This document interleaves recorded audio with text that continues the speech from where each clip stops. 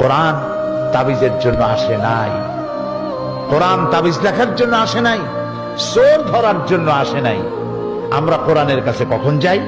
মসজিদের ইমাম সাহেব মৌলানা সাহেবের কাছে যাই, হুজুর আমার তো বইয়ের স্বর্ণের চেইন চুরি হয়ে গেছে, একটু চাউল পোড়া দেন। বিশ্বাস করুন, চাউল পোড়া দিয়া যদি চোর ধরা যেত, অন্তত মুসলিম রাষ্ট্রগুলিতে পুলিশের চাকরি থাকতো না। সমস্ত মুসলিম দেশের থানাগুলিতে চাকরি হতো মৌলভী সাহেবদের।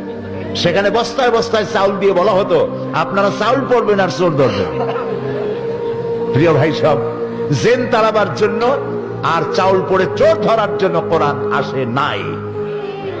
কোরআন এসেছে একটি সুখী, সমৃদ্ধশালী, শোষণ মুক্ত, দুর্নীতি মুক্ত, একটি ভীতিহীন, নিরাপত্তাপূর্ণ, একটি সমৃদ্ধশালী রাষ্ট্র উপহার দেওয়ার জন্য কোরআন এসেছে।